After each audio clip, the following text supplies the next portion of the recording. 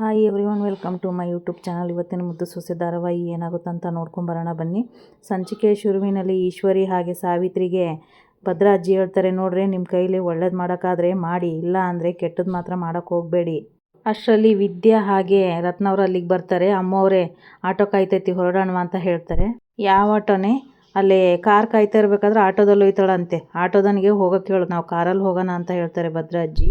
ಚಂಪಾ ಡ್ರೈವರ್ಗೆ ಕಾರ್ ತೊಗೊಂಬರಕ್ಕೆ ಹೇಳಿ ಅಂತ ವಿದ್ಯಾನ್ ಕರ್ಕೊಂಡು ಬರ್ತಾರೆ. ಅವ್ರು ಹೋಗಿದ ತಕ್ಷಣ ಈಶ್ವರಿ ಅಂತಾರೆ, ವಂಶದ ಪುಡಿ ಬರೋಕ್ಕಿಂತ ಮುಂಚೆನೇ ಈ ಅವತಾರ, ಇನ್ನೇನಾದ್ರೂ ಬಂತು ಅನ್ಕೋ ನಿಮ್ಮವ್ವ 3 ಕಾಸಿನ ಬೆಲೆ ಕೊಡೋಕ್ಕಿಲ್ಲ ಅಂತ ಸಾವಿತ್ರಿ ಅವ್ರಿಗೆ ಹೇಳ್ತಾರೆ. ವಿದ್ಯಾಳನ್ನ ಚೆಕಪ್ ಮಾಡಿಸ್ಬೇಕಂತ ಹೇಳ್ಬಿಟ್ಟು ಭದ್ರಾ ಅಜ್ಜಿ ಆಗಿ ರತ್ನ ಅವರು ವಿದ್ಯಾನ್ ಕರ್ಕೊಂಡು ಆಸ್ಪತ್ರೆಗೆ ಬಂದಿರ್ತಾರೆ. ಸಿಸ್ಟರ್ ಬಂದು ವಿದ್ಯಾ ನೆಕ್ಸ್ಟ್ ನಿಮ್ದೆ ಬಾ ಅಂತ ಕರೆದಾಗ ಭದ್ರಾ ಅಜ್ಜಿ ಹೇಳ್ತಾರೆ, ನೀವು ನಿಂತ್ಕೊಳ್ರಿ ನಾನು ಫಸ್ಟ್ ಹೋಗ್ತೀನಿ ಅಂತ ಹೇಳಿ ಫೈಲ್ನ ತೊಗೊಂಡು ಹೋಗ್ತಾರೆ ಭದ್ರಾ ಅಜ್ಜಿ. ಡಾಕ್ಟರ್ ಹತ್ರ ಬಂದ್ಬಿಟ್ಟು ನಮಸ್ಕಾರ ಅಂತ ಕೇಳಿದಾಗ ಡಾಕ್ಟರ್ ಹೇಳ್ತಾರೆ, ನೀವು ಚೆನ್ನಾಗಿದ್ದೀರಾ ಅಂತ. ನನಗೇನಾಗಿದೆ, ಚೆನ್ನಾಗಿದೆ ಅಂತ ಭದ್ರಾ ಅಜ್ಜಿ ಹೇಳ್ತಾರೆ. ನನ್ನ ಮೊಮ್ಮಗಳಿಗೆ ಅದೇನೋ ಸ್ಕ್ಯಾನಿಂಗ್ ಮಾಡಿಸ್ತಾರಲ್ಲ ಅದನ್ನ ಮಾಡ್ಸಕ್ ಬಂದಿದ್ದೀನಿ, ತಗೊಳ್ಳಿ ಅಂತ ಫೈಲ್ನ ಕೊಡ್ತಾರೆ.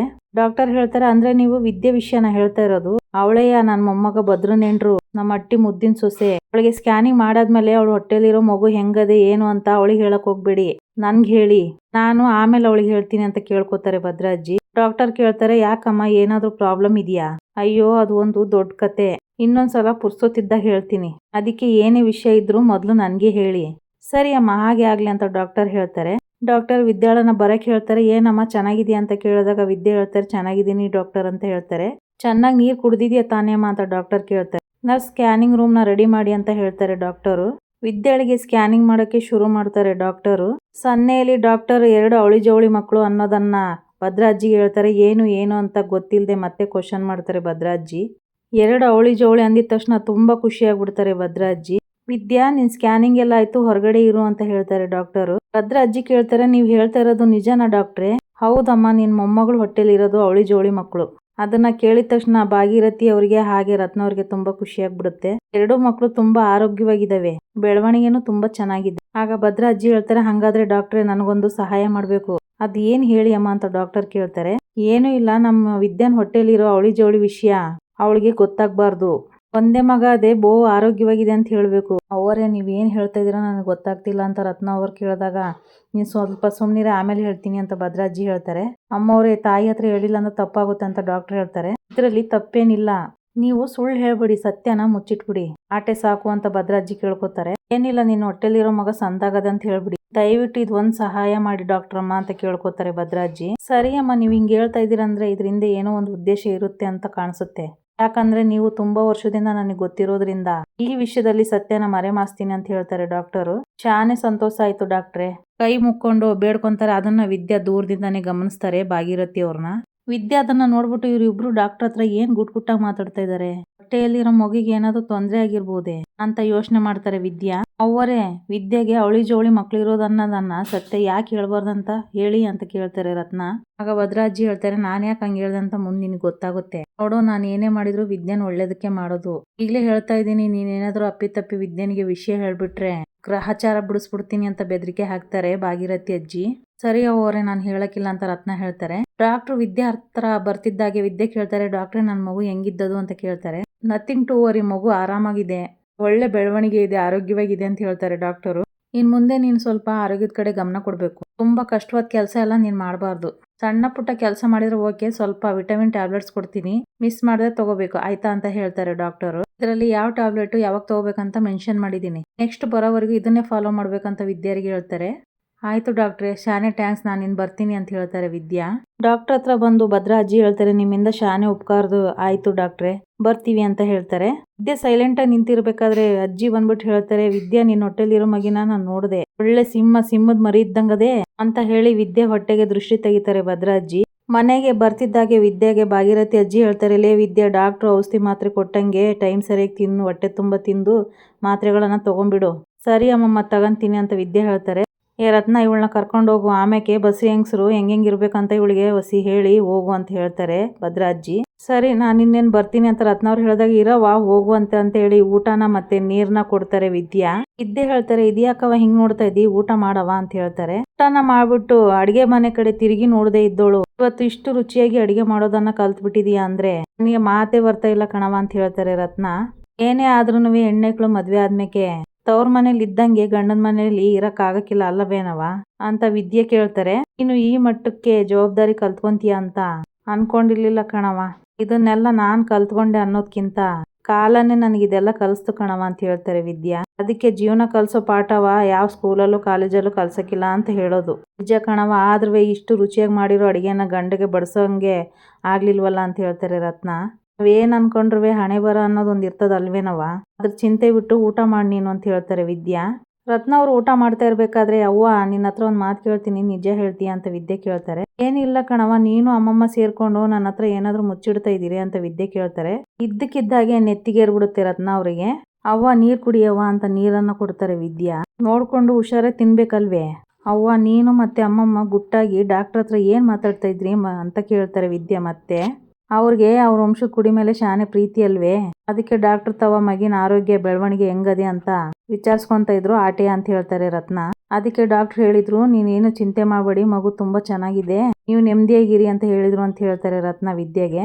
ಬಿಟ್ಟು ಬೇರೆ ಏನಿಲ್ವಂತೆ, ನೀನ್ ಸುಮ್ಕೆ ಏನೇನು ಯೋಚನೆ ಮಾಡೋದ್ ಬಿಟ್ಟು ಖುಷಿಯಾಗಿರೋದನ್ನ ಕಲಿಯವ ಅಂತ ಹೇಳ್ತಾರೆ ರತ್ನ. ಈ ಕಡೆ ನೋಡಿದ್ರೆ ಶಿವರಾಮೇಗೌಡ್ರನ್ನ ತೋರಿಸ್ತಾರೆ. ಶಿವರಾಮೇಗೌಡ್ರು ಹೇಳ್ತಾರೆ, ಅಲ್ಲೇ ಫ್ಯಾಕ್ಟ್ರಿ ಕಡೆಗೆ ಕೆಲಸಗಳು ಚೆನ್ನಾಗಿ ನಡೀತಾವ ಭದ್ರಾ ಅಂತ ಕೇಳ್ತಾರೆ. ರಾಜಕೀಯ ಜಂಜಾಟದಿಂದ ನಾನು ಅಲ್ಲಿಗೆ ಹೋಗಕ್ ಆಗ್ಲಿಲ್ಲ ನೋಡು ಅಣ್ಣ, ನಮ್ಮ ವ್ಯಾಪಾರ ವ್ಯವಹಾರದ ಬಗ್ಗೆ ನೀನ್ ತಲೆನೇ ಕೆಡಿಸ್ಕೋಬೇಡ, ನಾವಿಬ್ರು ಇಲ್ಲ ಅಂದ್ರೆ ನಮ್ ಭದ್ರ ನಮ್ಕಿಂತ ಚೆನ್ನಾಗಿ ನಡ್ಸ್ಕೊಂಡು ಹೋಯ್ತಾನೆ ಅಂತ ಗೋವಿಂದು ಹೇಳ್ತಾರೆ.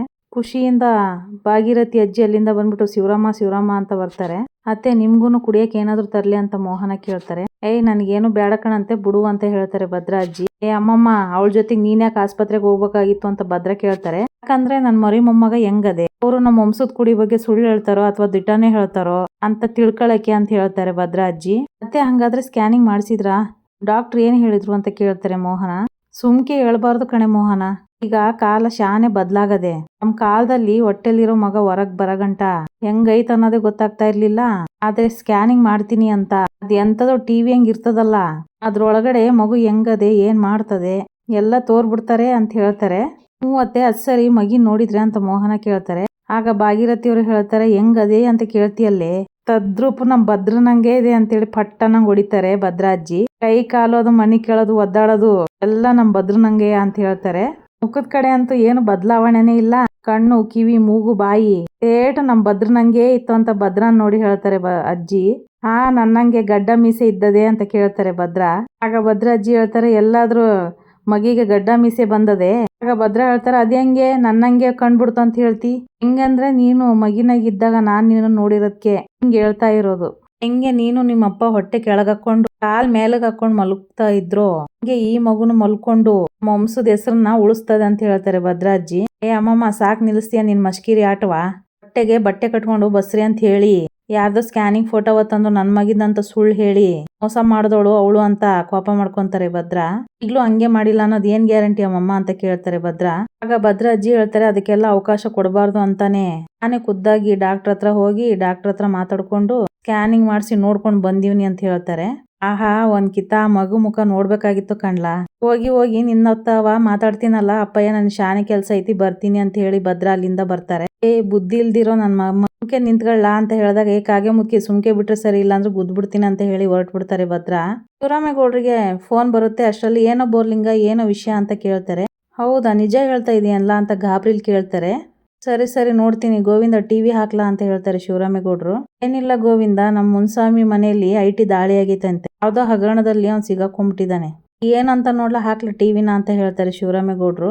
ಟಿವಿಯಲ್ಲಿ ಹೇಳ್ತಾರೆ, ಬ್ರೇಕಿಂಗ್ ನ್ಯೂಸ್, ರಾಜ್ಯ ರಾಜಕಾರಣದಲ್ಲಿ ಭಾರಿ ಸಂಚಲನ. ವಿದ್ಯಾರ್ಥಿನಿಗಾಗಿ ಸರ್ಕಾರ ಜಾರಿಗೆ ತಂದಿದ್ದ ಉಚಿತ ಬೈಸೈಕಲ್, ಲ್ಯಾಪ್ಟಾಪ್ ಹಾಗೆ ಪುಸ್ತಕದ ಯೋಜನೆಯಲ್ಲಿ ಭಾರಿ ಭ್ರಷ್ಟಾಚಾರ ನಡೆದಿದೆ ಅಂತ ಭಾರಿ ಗಂಭೀರ ಆರೋಪ ಬಂದಿದೆ. ಇದೀಗ ಆದಾಯ ತನಿಖೆ ವಿಭಾಗ ಸಚಿವರ ಮನೆ ಹಾಗೆ ಸಂಬಂಧಪಟ್ಟ ಸ್ಥಳಗಳಲ್ಲಿ ಪರಿಶೀಲನೆ ನಡೆಸ್ತಾ ಇದ್ದಾರೆ ಅಂತ ಹೇಳ್ತಾ ಇರ್ತಾರೆ ಟಿವಿಲಿ. ಅಂತ ನ್ಯೂಸ್ ಅಲ್ಲಿ ಹೇಳ್ತಾ ಇರ್ಬೇಕಾದ್ರೆ ಶಿವರಾಮೇಗೌಡರು ಇದೇನಪ್ಪ ಹೀಗಾಗೋಯ್ತು ಅಂತ ಗಾಬರಿ ಮಾಡ್ಕೊಂಡಿರ್ತಾರೆ. ಇನ್ನೊಂದ್ ಕಡೆ ನೋಡ್ರೆ ಫೋನಲ್ಲಿ ಮಾತಾಡ್ಕೊಂತ ಭದ್ರ ಅವರು ಆಚೆ ಬಂದ್ಬಿಟ್ಟು ಕಾಲ್ ಜಾರ್ಬಿಡ್ತಾರೆ.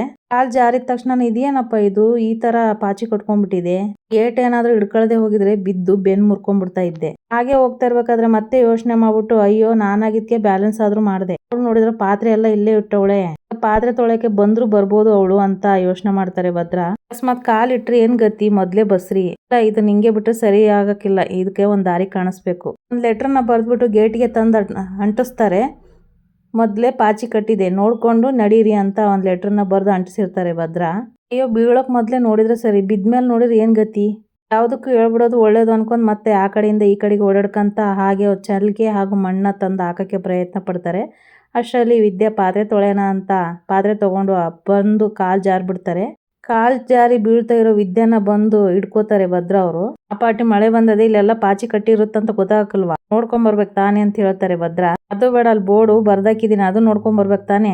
ಅದನ್ನ ನೋಡಿದ ತಕ್ಷಣನೇ ವಿದ್ಯಾ ಹಾಗೆ ಶಾಕ್ ಆಗ್ಬಿಡ್ತಾರೆ. ಮಳೆ ನೀರ್ ನಿಂತು ಪಾಚಿ ಕಟ್ಕೊಂಡದೆ, ನಾನು ಕೂಡ ಜಾರದೆ, ಅದಕ್ಕೆ ಇದನ್ನೆಲ್ಲ ಕ್ಲೀನ್ ಮಾಡ್ತಾ ಇದೀನಿ ಅಂತ ಹೇಳ್ತಾರೆ ಭದ್ರ. ಯಾವ್ದಕ್ಕೂ ಒಸಿ ಹುಷಾರಾಗಿ ನೋಡ್ಕೊಂಡ್ ನಡಿ. ಆಗ ವಿದ್ಯೆ ಕೇಳ್ತಾರೆ, ಏನ್ ಪ್ರೀತಿನೇ ಅಂತ ಕೇಳ್ತಾರೆ. ಏನಂದೆ ಅಂತ ಭದ್ರ ಕೇಳ್ತಾರೆ. ಏನಿಲ್ಲ, ನೀವ್ ಹೇಳ್ದಂಗೆ ಪಾಚಿನೇ, ಅದಕ್ಕೆ ಜಾರ್ತು ಅಂತ ಹೇಳ್ದೆ ಅಂತ ಹೇಳ್ತಾರೆ ವಿದ್ಯಾ. ನೋಡ್ದ ದೋಸೆ ಮಗ್ಚಾಕ್ದಂಗ ಮಗ್ಚಾಕ್ಬಿಟ್ಟಲ್ಲ, ಏಟೆ ಆದ್ರೂ ಚೋಟ್ ಮೆಣಸಿನ್ಕಾಯಿ ಅನ್ನೋಲ್ವಾ, ಖಾರ ಜಾಸ್ತಿ ಕಂಡ್ಬಿಡು. ಪಾಚಿ ಬೆಳ್ದಿರೋ ಜಾಗದಲ್ಲೆಲ್ಲ ಮಣ್ಣನ್ನ ತಂದಾಕ್ತಾರೆ ಭದ್ರ. ಈ ಕಡೆ ನೋಡಿದ್ರೆ ಚಂಪಾ ಹಾಗೆ ಮೋಹನ್ ಅವರು ಹೂ ಕಟ್ಕೊಂಡು ಕೂತಿರ್ಬೇಕಾದ್ರೆ ಜೋಡಿ ಬಾಳೆಹಣ್ಣು ಇಟ್ಕೊಂಡು ನೋಡ್ತಾ ಹಾಗೆ ಇರ್ತಾರೆ ಭದ್ರ ಅಜ್ಜಿ. ಡಾಕ್ಟ್ರು ಹೇಳಿದ್ದನ್ನ ನೆನ್ಪು ಮಾಡ್ಕೊಂಡು ನಗ್ತಾ ಇರ್ತಾರೆ ಭದ್ರ ಅಜ್ಜಿ. ಆಹಾ, ಅವತ್ತು ಹೊಟ್ಟೆಗೆ ಬಟ್ಟೆ ಕಟ್ಕೊಂಡು ಬಸರಿ ಆಗಿದ್ದೀನಿ ಅಂತ ಸುಳ್ಳು ಹೇಳ್ದೆ ಅಲ್ವೇ? ನಾನ್ ನೋಡು, ನಿನ್ ಹೊಟ್ಟೆಲಿ 2 ಮಕ್ಳು ಇದಾವೆ ಅಂತ ಹೇಳ್ದೇನೆ ಇನ್ನ ಆಟ ಆಡಿಸ್ತೀನಿ. ನಾನು ಸಾಯೋ ನಾಟಕ ಮಾಡಿದ್ರು ನೀವ್ ಒಂದಾಗ್ಲಿಲ್ಲ ಅಲ್ವೇ? ನೋಡಿ, ಇವೆರಡು ಮಕ್ಕಳನ್ನ ಇಟ್ಕೊಂಡೆ ನಿಮ್ಮಿಬ್ಬರನ್ನ ಒಂದ್ ಮಾಡ್ತೀನಿ ಅಂತ ಮನ್ಸೊಳಗೆ ನಗಾಡ್ತಾ ಇರ್ತಾರೆ. ಚಂಪಾ ಹಾಗೆ ಅವ್ರನ್ನೇ ನೋಡ್ತಾರೆ. ಮತ್ತೆ ಅಲ್ಲಿ ನೋಡಿ ಅಮ್ಮಮ್ಮನ್ನ ಆಟೋತ್ನಿಂದ ಜೋಡಿ ಬಾಳೆಹಣ್ಣ ಕೈಯಲ್ಲಿ ಇಟ್ಕೊಂಡು ಸಂತೋಷವಾಗಿ ಯೋಚನೆ ಮಾಡ್ತಾರೆ ಅಂತ ಹೇಳ್ತಾರೆ ಚಂಪಾ. ಹಟ್ಟಿ ಒಳಗಡೆ ಆ ಕಡೆ ಒಂದ್ ತೊಟ್ಲು, ಈ ಕಡೆ ಒಂದ್ ತೊಟ್ಲು, 2 ಮಕ್ಕಳು ಅಳು ತುಂಟಾಟ. ಒಂದ್ ಅತ್ಲಾಗ ಹೋದ್ರೆ ಒಂದ್ ಈ ಕಡೆಗೆ ಎತ್ಕೊಂಡ್ರೆ ಇನ್ನೊಂದ್ ಮುನ್ಸ್ಕೊಳ್ಳುತ್ತೆ. ಅದನ್ನ ನೋಡಕ್ಕೆ 2 ಕಣ್ ಸಾಕಾಕಿಲ್ಲ ಅಂತ ಮನ್ಸೊಳಗೆ ಅನ್ಕೊಂತಾರೆ. ಮತ್ತೆ ಮೋಹನ್ ಅವರು ಅವ್ರನ್ನೇ ಅಬ್ಸರ್ವ್ ಮಾಡ್ತಾರೆ. ಅದೇನಂತ ಕೇಳವಂತ ಮೋಹನ್ ಅವರು ಅತ್ತೆ ಅಂತ ಮಾತಾಡಿಸ್ತಾರೆ. ಅಲ್ಲ ಅತ್ತೆ, ಕೈಯಲ್ಲಿ ಜೋಡಿ ಬಾಳೆಹಣ್ಣ ಹಿಡ್ಕೊಂಡು ಗಾಳಿಯಲ್ಲೇ ಚಿತ್ರಾನ್ನ ಬಿಡಿಸ್ತಾ ಇದ್ದೀರಲ್ಲ, ಏನ್ ನಿಮ್ ಕತೆ ಅಂತ ಮೋಹನ ಕೇಳ್ತಾರೆ. ಸಂತೋಷ ಏನು ಅಂತ ಹೇಳಿದ್ರೆ ನಾವು ಖುಷಿ ಪಡ್ತೀವಲ್ವೇ ಅಂತ ಹೇಳ್ತಾರೆ ಮೋಹನ. ನನ್ ಗಾಳಿಲಿ ಚಿತ್ರ ಬರುತ್ತೆ ಎಲ್ಲ, ಮನೇಲಿ ಮುಂದಕ್ಕೆ ಏನಾಗುತ್ತಂತ ಕತೆ ಬರಿತಾ ಇದ್ದೀನಿ. ಚಂಪಾ ಹೇಳ್ತಾರೆ, ಕತೆ ಏನು ಅಂತ ನಮಗೂ ಹೇಳಿ ಅಮ್ಮಮ್ಮ. ಈಗ ಹೇಳಿದ್ರೆ ನಿನ್ಗೆ ಅದೆಲ್ಲ ಅರ್ಥ ಆಗಲ್ಲ ಕಣಂತೆ, ಕಾಲ ಕಳೆದಂಗೆ ಎಲ್ಲ ಅರ್ಥ ಆಯ್ತದೆ ಅಂತ ಹೇಳ್ತಾರೆ ಭದ್ರ ಅಜ್ಜಿ. ಈ ಕಡೆ ನೋಡಿದ್ರೆ ಭದ್ರ ಫೋನ್ ನೋಡ್ಕೊಂಡು ಕೂತಿರ್ಬೇಕಾದ್ರೆ ವಿದ್ಯೆ ಕೆಲಸ ಮಾಡ್ತಾ ಇರ್ತಾರೆ. ಅಷ್ಟರಲ್ಲಿ ಚಂಪಾ ಅಲ್ಲಿಗೆ ಬರ್ತಾರೆ. ಅಕ್ಕ, ನೀವು ಕೆಲಸ ಮಾಡ್ತಿದ್ದೀರಾ, ಕೊಡಿ ನಾನು ಮಾಡ್ತೀನಿ ಅಂತ ಅಂದಾಗ ವಿದ್ಯೆ ಹೇಳ್ತಾರೆ, ಏನಿಲ್ಲ ಚಂಪಾ, ಅವ್ರವ್ರ ಕೆಲಸ ಅವರೇ ಮಾಡ್ಕೋಬೇಕು, ಯಾರ ಹಂಗಲ್ಲೂ ಇರಬಾರ್ದು, ನನ್ನ ಕೆಲಸ ನಾನೇ ಮಾಡ್ಕೊತೀನಿ ಅಂತ ಹೇಳಿದಾಗ ಇಬ್ಬರು ಒಬ್ರಿಗೊಬ್ರು ಮಾತಾಡ್ಕೊತಾ ಇರ್ತಾರೆ. ಆಗ ಭದ್ರ ಮನ್ಸೊಳಗೆ ಅನ್ಕೊಂತಾರೆ, ಅಲ್ಲ ಬಸ್ರಿ ಹೆಂಗಸ್ರು ಕೆಲಸ ಮಾಡಬಾರ್ದು ಅಂತ ಹೇಳ್ತಾರೆ, ಆದ್ರೆ ಇವಳು ಮಾಡಬೇಕು ಅಂತ ಇದ್ದಾಳಲ್ಲ, ಏನು ಮಾಡಬೇಕು ಇದಕ್ಕೆ ಅಂತ ಯೋಚನೆ ಮಾಡ್ತಾ ಇರ್ತಾರೆ. ಇಲ್ಲಿಗೆ ಈ ಸಂಚಿಕೆ ಮುಗಿತೆ. ಯಾರೆಲ್ಲ ನನ್ನ ಚಾನಲ್ ನೋಡ್ತಾ ಇದ್ರು ದಯವಿಟ್ಟು ಸಬ್ಸ್ಕ್ರೈಬ್ ಮಾಡ್ಕೊಳ್ಳಿ. ಹಾಗೆ ಒಂದು ಲೈಕು ಶೇರು ಮಾಡಿ. ವಿಡಿಯೋ ನೋಡಿದ್ದಕ್ಕಾಗಿ ಧನ್ಯವಾದಗಳು.